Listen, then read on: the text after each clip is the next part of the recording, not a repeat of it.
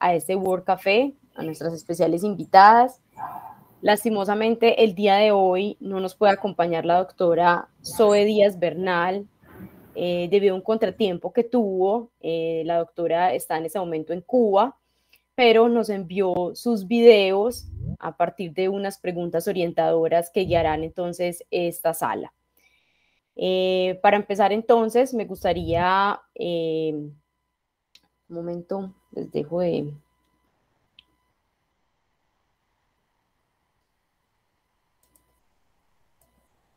Me gustaría entonces presentar a la doctora Natalia Galeano, que se encuentra en este momento con su cámara abierta. Ella es profesional en la antropología por la Universidad de Antioquia, magíster y doctora en antropología social por el CIESAS de Ciudad de México. Ha trabajado en temas relativos a la violencia, la salud mental, las adicciones, masculinidades y feminidades entre jóvenes urbanos y rurales de comunidades étnicas. Ha trabajado como docente e investigadora en la Universidad de Antioquia, la Universidad CES y la Universidad Manuela Beltrán. Actualmente se desempeña como líder de investigación en el Centro de Investigación Escuela contra la Drogadicción de la Gobernación de Antioquia. Doctora, le damos la cordial bienvenida a este espacio. Muchas gracias, Sara, por la presentación. Muchas gracias por la invitación a este espacio, que es muy interesante este diálogo con personas que tienen tanta relevancia en el tema de la salud pública.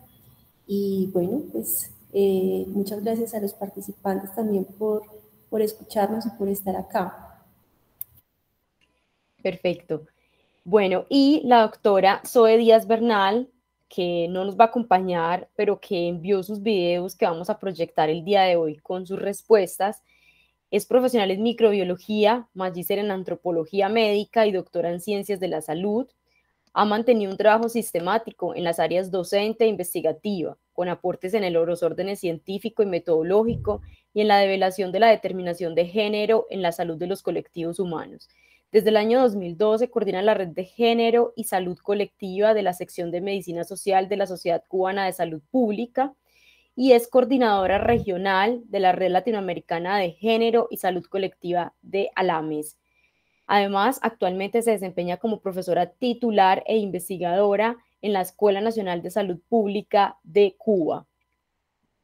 Entonces, para dar inicio entonces a nuestro World Café, invito a la doctora Natalia a que conversemos alrededor de la primera pregunta que tenemos para el día de hoy, que es cómo reconocer el carácter colectivo de la salud en el marco de la sindemia por la COVID-19 desde su experiencia y sobre todo desde esa experiencia local. Entonces, doctora, le doy la palabra y posterior tenemos aproximadamente 5 minutos para esta pregunta y posteriormente entonces proyectaremos el video de la doctora Zoe. Bien, muchas gracias, Sara. Bueno, en relación a esta pregunta, yo creo que la sindemia del COVID-19 es una oportunidad muy pertinente para reflexionar justamente el carácter colectivo de la salud y específicamente de la salud mental.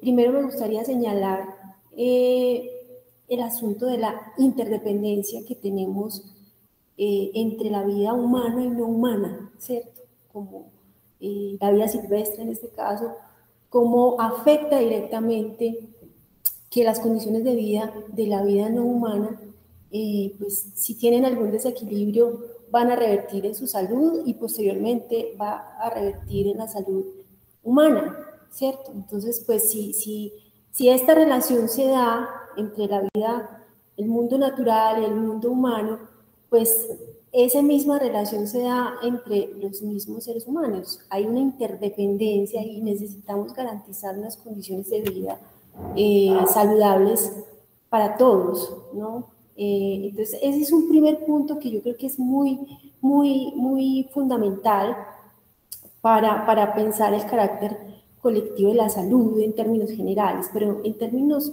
ya más específicos de la salud mental, yo creo que pues en el ámbito, por lo menos de las adicciones, lo hemos reflexionado profundamente en relación con distintos temas. Primero, pues el tema del encierro que fue nuestra respuesta frente a la pandemia, y cómo el confinamiento develó esa necesidad, por un lado, de vínculo y de estar participando en distintos escenarios, pues, de la vida cotidiana, que nosotros lo teníamos ya pues como por dado, por sentado, que uno sale al colegio, a la universidad, al trabajo, y está participando de distintos escenarios con distintas formas de autoridad. Y resulta que en este confinamiento lo que sucedió fue completamente lo contrario. La casa se convirtió prácticamente en una institución total, y estábamos todo el tiempo en el mismo orden de autoridad, con las mismas personas, o si estábamos solos, pero la familia pues se convirtió en todo, en un momento dado, y esto precipitó una serie de situaciones como pues que se revirtieron en la salud mental muy claramente. Pues la ansiedad, la depresión, el nerviosismo, los conflictos intrafamiliares, y cómo se tramitaron esos conflictos también nos da pie para hablar justamente de cómo se echa mano del consumo de sustancias psicoactivas en muchos casos, para lidiar con esa ansiedad que generó el confinamiento, y no solamente el confinamiento, sino la enfermedad en sí, el tema de pensar que se podría uno infectar y demás, todas estas ansiedades que se generaron, pues hicieron más compleja la interacción entre las personas que estaban en el proceso de confinamiento. También se evidenciaron las inequidades de género, ¿no? Porque tenemos que muchas veces las madres solteras que estaban al frente de la economía familiar, pues se les duplicaba y se les triplicaba la jornada, ¿no? De trabajar en el mismo espacio, de ayudar a los hijos con las tareas, de limpiar el hogar, de todas estas tareas que se fueron acumulando y que sobrecargaron sobre todo a las mujeres en los espacios domésticos, pero también se evidenciaron violencias sexuales, violencias pues, de todo tipo, machistas, y finalmente pues también estaría el tema de la incertidumbre laboral, que esto afecta y afectó de una manera muy dramática el tema de la salud mental, la incertidumbre, los despidos masivos, pues básicamente pensar que no tenemos con qué sobrevivir, eso es algo que detona aspectos relativos con la salud mental, y que muchas veces no se gestionó de la manera pues, más adecuada. Pues en el caso también de las economías ilegales, el hecho de que la economía la economía legal fuera teniendo esta debilidad, pues como consecuencia también genera el fortalecimiento de economías ilegales. Las personas que terminan sin empleo, entonces termina fortaleciéndose la economía ilegal, y que además esta economía legal, particularmente en Colombia y en Antioquia, está muy relacionada con el tema de las sustancias psicoactivas ilegales. Entonces yo creo que pues esta es una oportunidad sin precedentes para pensar que la enfermedad o que el consumo de sustancias psicoactivas de manera problemática no es una enfermedad del cerebro, sino que es un tema que está vinculado con la sociedad, que está vinculado con el orden colectivo, y que está vinculado en cómo enfrentamos las problemáticas que tenemos día a día, en este caso pandemia, pero en todas los retos que tenemos como sociedad, la forma en la que enfrentamos de manera colectiva cualquier situación revierte directamente en la salud mental, y por tanto, pues nuestro reto es que exista un bienestar integral para todas las personas que nos puede contribuir justamente a fortalecer nuestra salud como colectivo.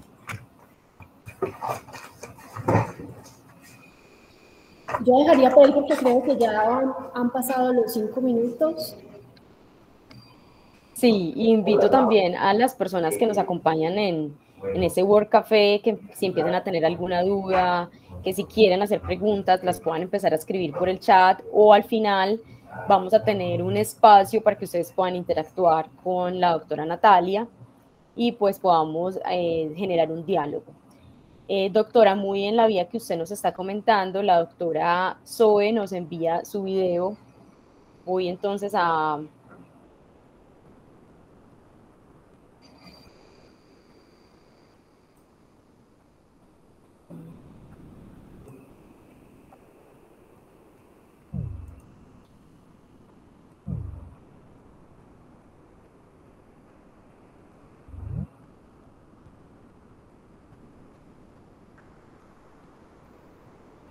Voy entonces a compartirles pantalla. Qué pena, tengo aquí un problema técnico.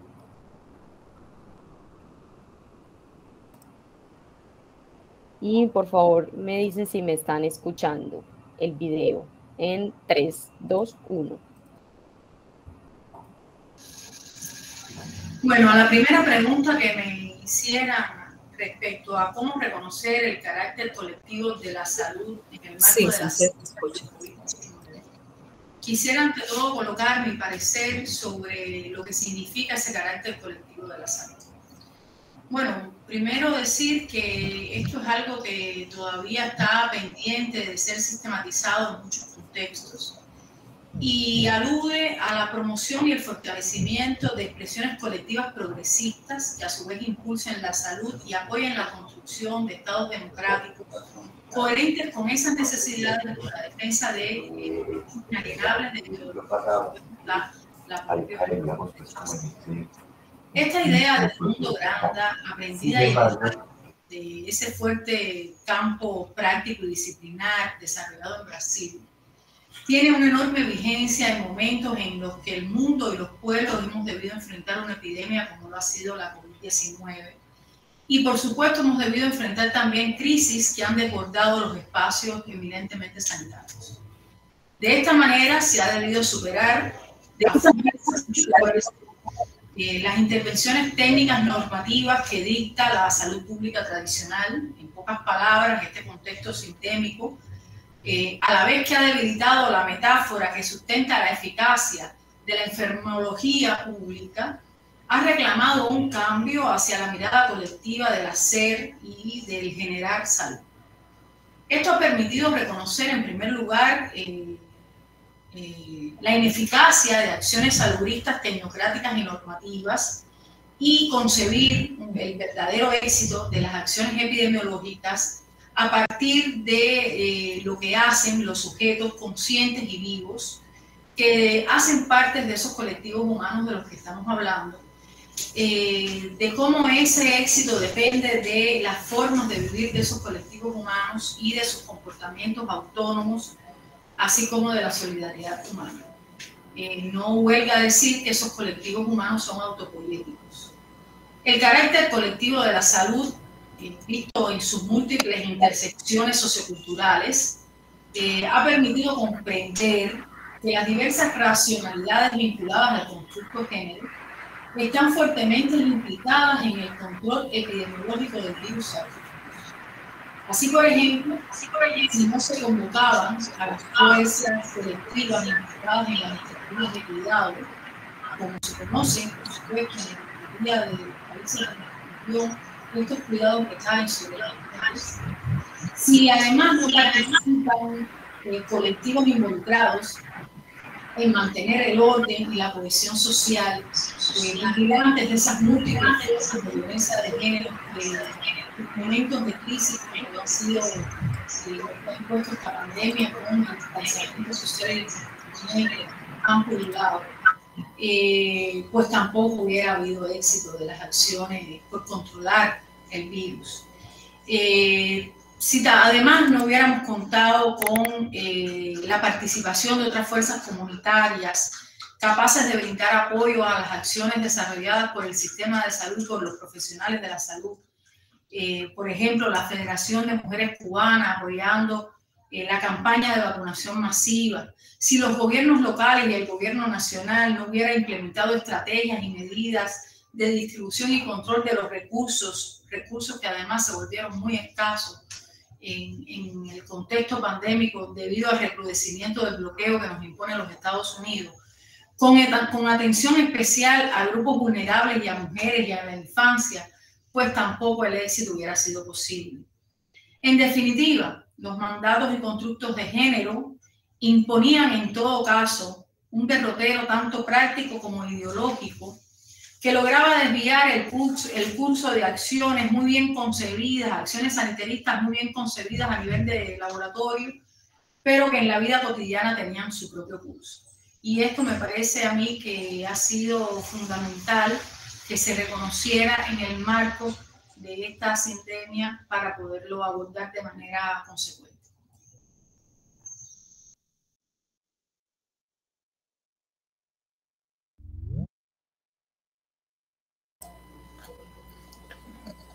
Doctora Natalia, ¿está por aquí?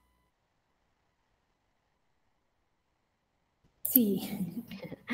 Bueno, vemos entonces también el contraste de lo que nos habla la doctora Zoe frente a la acción colectiva en salud vivida en Cuba desde sus particularidades sociales, económicas y desde un sistema de salud totalmente diferente al que tenemos nosotros, desde una perspectiva también de género, y usted nos habla también desde la perspectiva de la salud mental. Entonces tenemos ahí para hablar ahora más tarde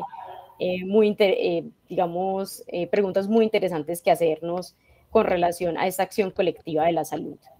Tenemos entonces una segunda pregunta y es, ¿cuál ha sido la respuesta, en este caso capacidad de agencia, formas de organización, repertorios de acción, de colectivos sociales, digamos, formas no institucionales para dar respuesta a la sindemia de la COVID-19?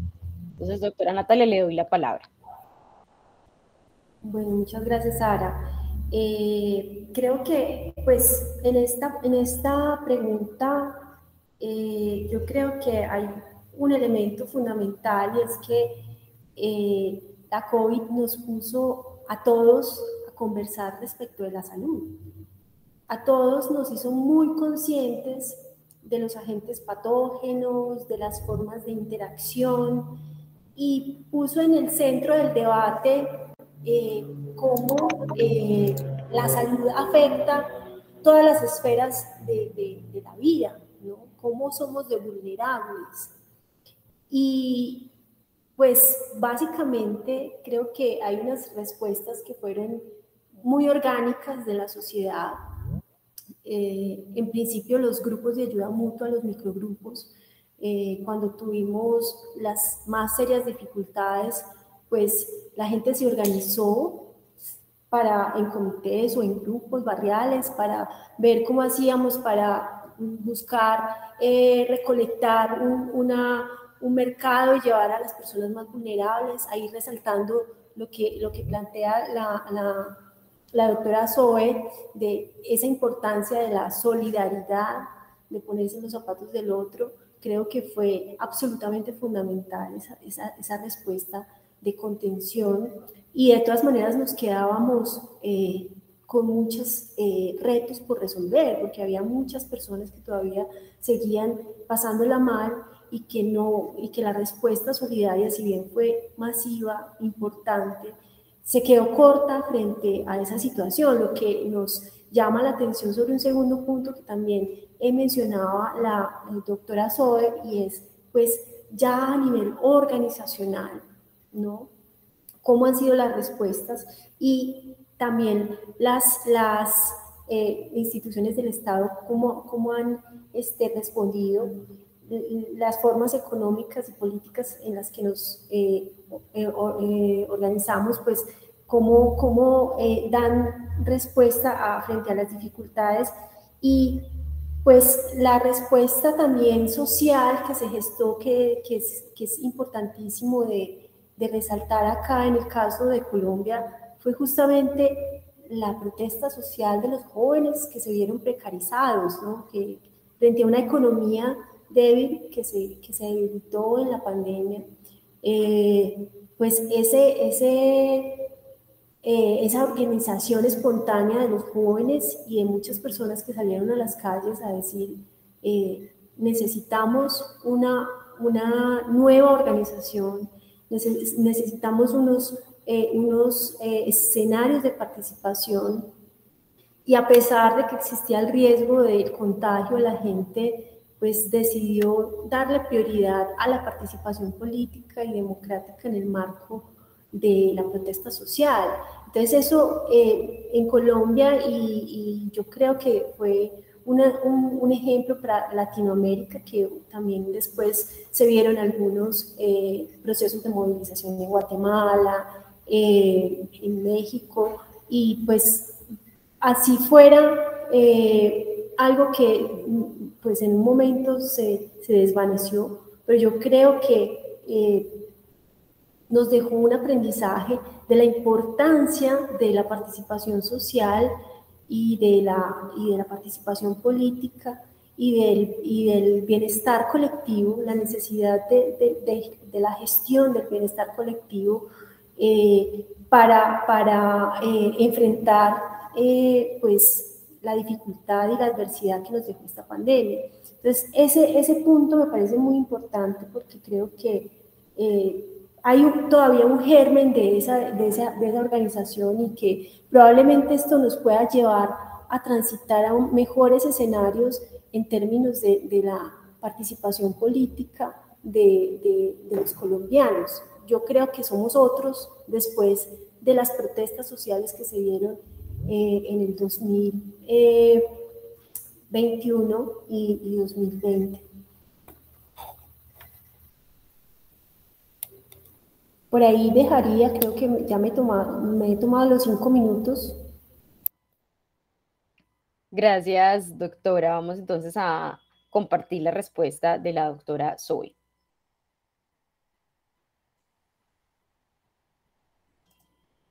Les pido también a las personas que silencien sus micrófonos mientras compartimos el video, para que entonces no tengamos interrupciones. Muchas gracias.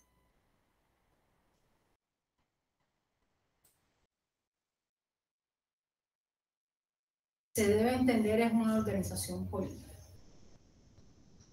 Yo quisiera decir que estos colectivos sociales han desarrollado estrategias de que, como se debe entender, es una organización política. Yo quisiera decir que estos colectivos sociales han desarrollado estrategias de afrontamiento para mitigar los impactos de la epidemia, tanto a nivel social como a nivel de los servicios, como a nivel institucional, como a nivel justamente de la vida cotidiana de las personas.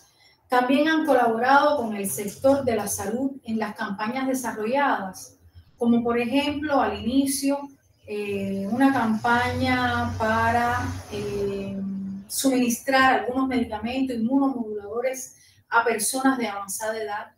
Y después, por supuesto, en las campañas de vacunación masiva que hemos desarrollado con los candidatos vacunales cubanos, después vacunas cubanas, principalmente Soberana 02 y Abdala, tanto en población adulta como en población infantil, lo cual ha permitido una organización extraordinaria en este proceso, y que en este minuto más del 70% de la población cubana ya se encuentre vacunada.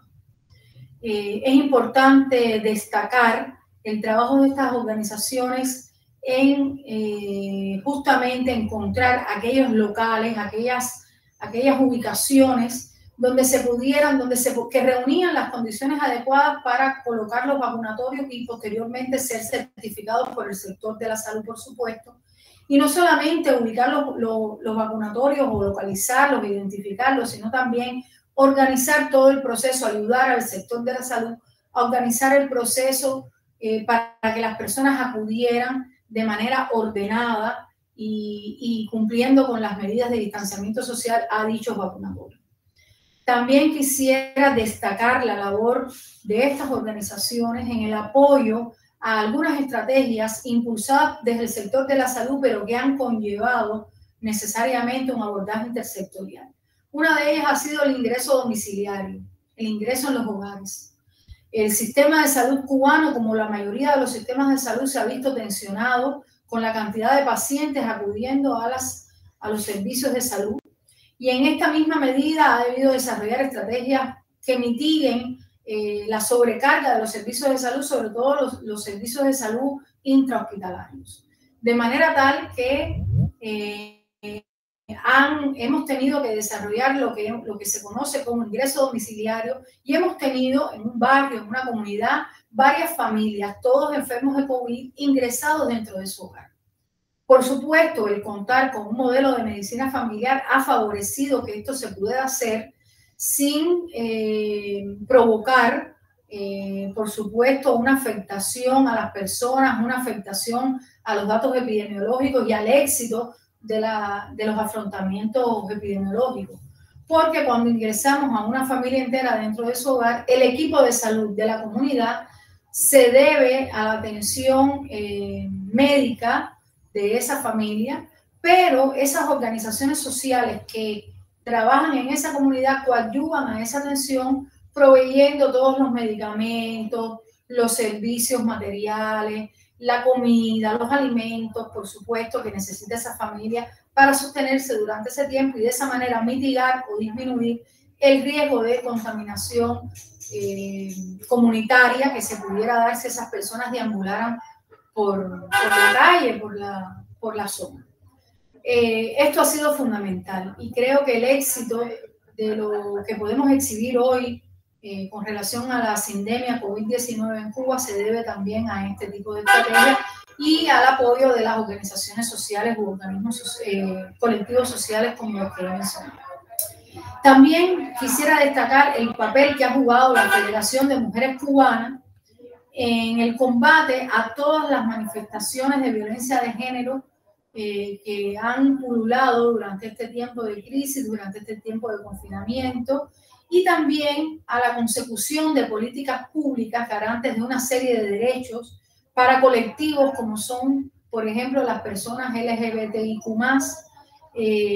lo cual, si bien no ha sido producto propiamente de las estrategias de afrontamiento para la sindemia COVID-19, sí ha tenido un gran impulso en este contexto debido a los escenarios de crisis que se fueron suscitando y que a la vez generaron escenarios de diálogo y de participación mucho más inclusivos y mucho más pertinentes.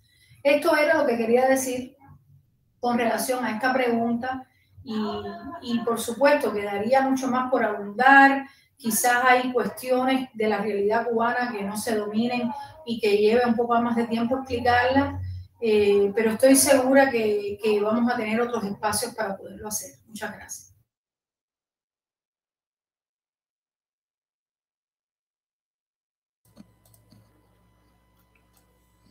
Bueno, ya luego entonces de escuchar a la doctora Zoe Díaz, vemos entonces que esos repertorios de acción, esas formas de movilización de la comunidad frente a dar respuesta a esa sindemia, también nos demuestra que la respuesta institucional a veces no es escasa y que muchas veces esa respuesta, que es una respuesta social, una respuesta comunitaria, en la mayoría de las ocasiones termina siendo la respuesta más próxima o la respuesta más, no digamos que adecuada, pero sí más cercana a las personas. En el caso entonces de Cuba, nos hablaban entonces de los colectivos de mujeres, las organizaciones barriales y cómo entonces también esas organizaciones jugaron un papel importante tanto en la vacunación como en, digamos, en la movilización de las mujeres a favor o en contra de la violencia de género y de otros colectivos LGBTI. Entonces, para seguir con nuestra invitada, Natalia, presentamos entonces la pregunta número 3 y es: ¿qué desafíos tenemos desde su área de experticia y sus experiencias locales para propiciar acciones de transformación a favor de la vida y la salud pública.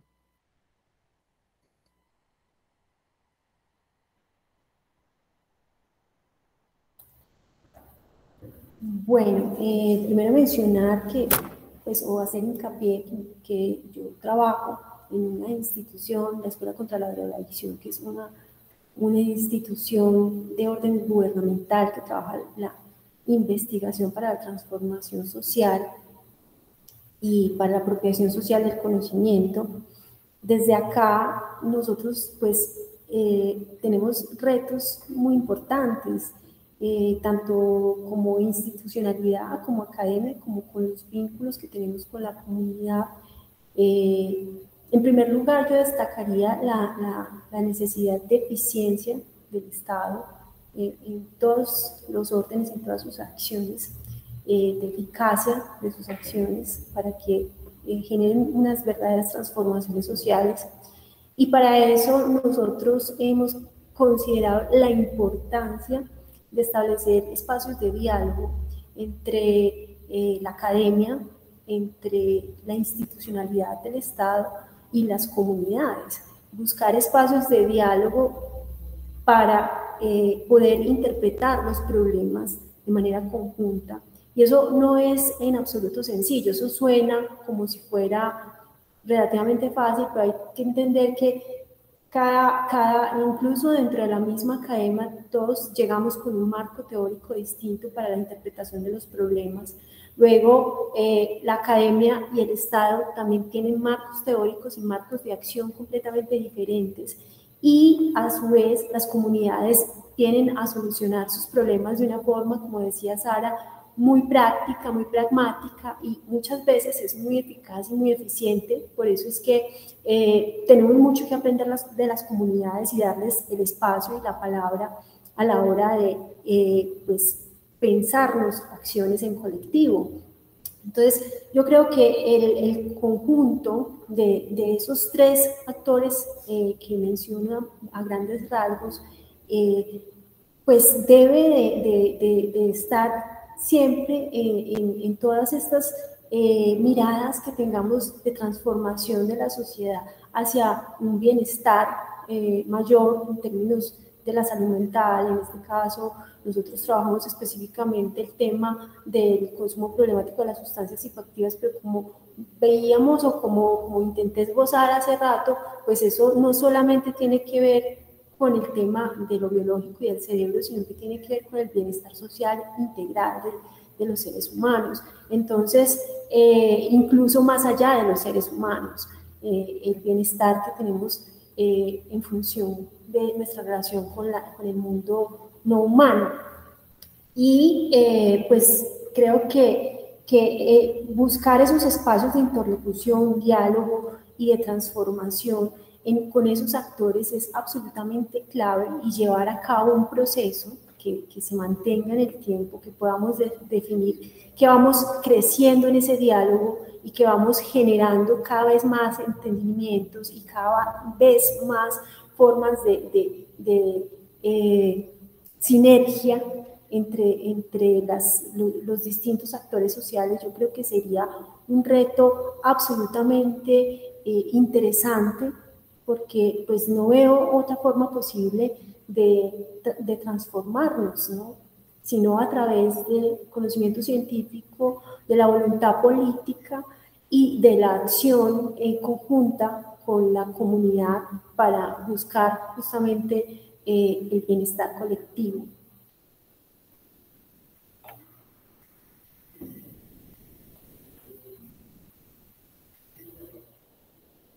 Yo dejaría por ahí, no sé si hay alguna interacción o... Sí, doctora, vamos entonces a dar paso al último video, la respuesta entonces de la doctora Zoe a esta pregunta frente a cuáles son esos retos o los desafíos, y posteriormente entonces vamos a tener espacio para que el público interactúe con usted.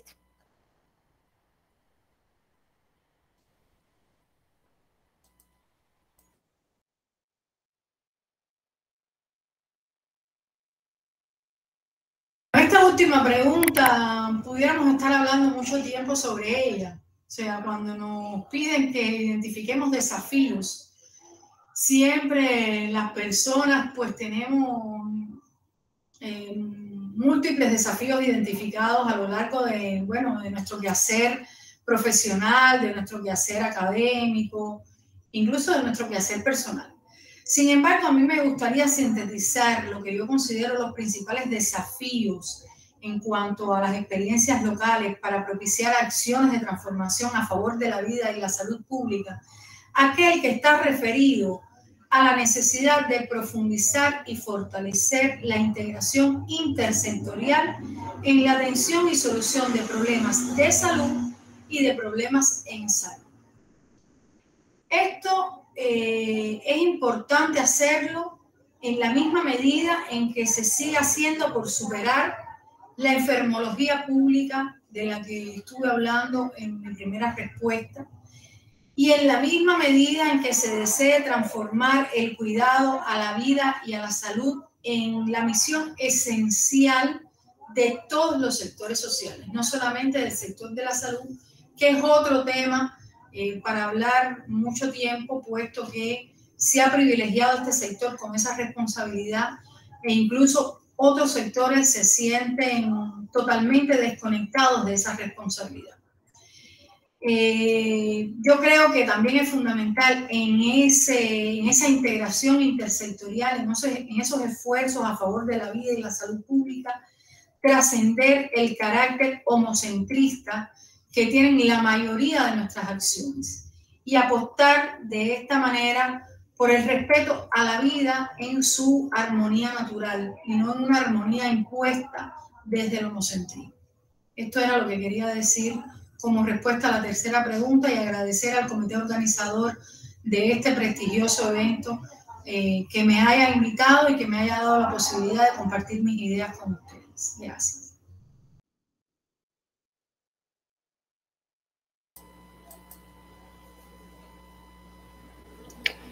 Bueno, no sé, doctora, creo que la respuesta también de la doctora Sobe va muy en vía de lo que usted dice, y es la intersectorialidad, pero una verdadera intersectorialidad. Y bueno, usted nos hablaba también de la necesidad de esa unión o esa sinergia entre la academia, las comunidades y el Estado. Entonces tenemos unos 7 minutos para que ustedes como público puedan hacerle preguntas a la doctora Natalia, puedan interactuar, hacer comentarios frente a lo que escucharon de parte de la doctora Zoe y de parte de la doctora Natalia. Si alguien, por favor, quiere hablar, quiere alzar su mano, ese es el momento.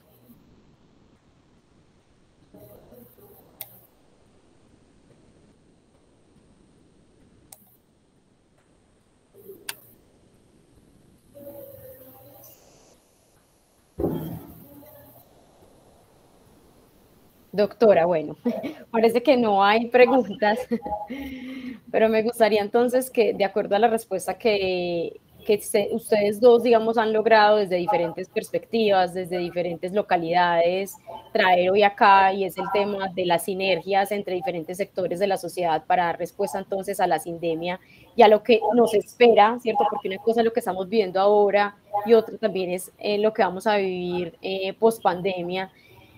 No sé qué, digamos, desde la Escuela contra la Drogadicción y desde su experiencia y su cargo actual, que esa apuesta del diálogo que nos estuvo comentando, si nos pudiera ampliar un poco sobre esto, si es un proyecto que tienen actualmente, una estrategia que tienen a partir de la sindemia, o si es algo que ya venían realizando y ahora se está conformando, digamos, como de una mejor manera o una manera más fuerte.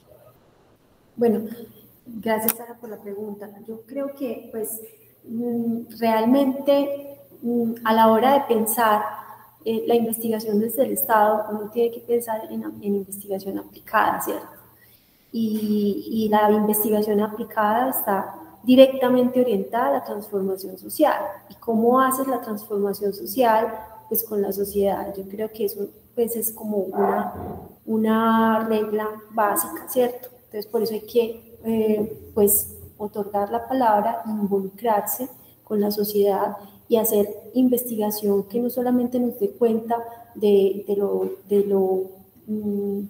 objetivo, de lo estadístico, sino también de cómo están sucediendo las cosas y por qué suceden las cosas de acuerdo con la visión de las comunidades para implicarlas en el proceso de transformación social. Como te decía, esto suena como que pues fuera muy sencillo, pero realmente es un mundo, porque casi que cada actor que estamos involucrando en este proceso tiene una cosmovisión respecto del problema a interpretar.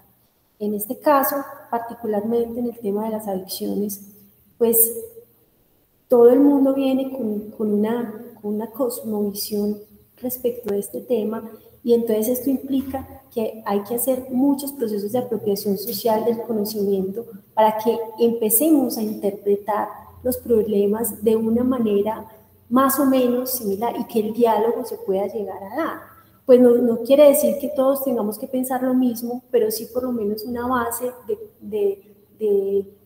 pues que nos permita generar un diálogo, ¿cierto? Una base que nos permita generar una concepción de la realidad, y que a través de esa concepción podamos tirar todos hacia un mismo lado en función de la transformación. Y eso también suena muy pues teóricamente muy fácil, pero en el fondo es muy difícil, porque tenemos que contar con continuidad en los procesos, con transformación desde la base, con voluntad política, y pues todas estas son variables que son en muchos casos pues muy difíciles de ponderar, ¿cierto? Entonces ahí está, pues es un reto muy grande que tenemos como sociedad, de poder llevar a cabo acciones efectivas, acciones que nos emancipen como sociedad, como colectivos, y acciones que tengan impacto, no solamente pensando en esta generación y en este momento actual en el que estamos enfrentando el tema de la sindemia, sino también a futuro, ¿no? Y que las nuevas generaciones, qué planeta van a recibir, qué sociedad van a recibir, pues entre más pasa el tiempo debemos de tener no solamente ganancias en términos tecnológicos y tener pues cada vez más acceso a una tecnología de punta, sino también deberíamos de pensar que la ciencia debería desarrollar espacios de bienestar o condiciones de bienestar para la sociedad, más allá del bienestar tecnológico.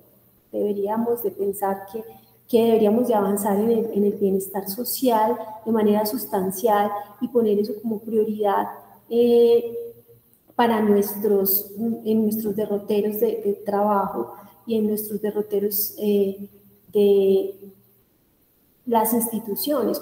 Otro punto que creo que a veces es difícil, y es que nos movemos mucho en función de los indicadores. Las instituciones se mueven mucho en función de los indicadores, entonces los científicos terminan trabajando mucho más para publicar papers en revistas internacionales, y pues se les olvida un poco que esa ciencia debe estar al servicio de la sociedad, al servicio de la gente, y eso pues tampoco es muy motivado por las mismas instituciones de ciencia y tecnología de los distintos países. Entonces no sé si estamos desenfocados, y pareciera ser que cada vez más los científicos nos convertimos en máquinas de producir artículos en vez de ser promotores de transformaciones sociales.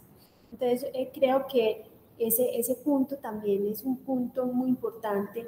En el Estado nos movemos a través de indicadores que son principalmente indicadores cuantitativos, y pues nos olvidamos de lo cualitativo en ocasiones. Esto yo creo que es también un reto a superar, porque pues no importa tanto cuántas asesorías, sino efectivamente qué impacto tiene esa asesoría, o cómo voy a generar una cualificación de los procesos a través del ejercicio del apoyo técnico de los funcionarios del Estado.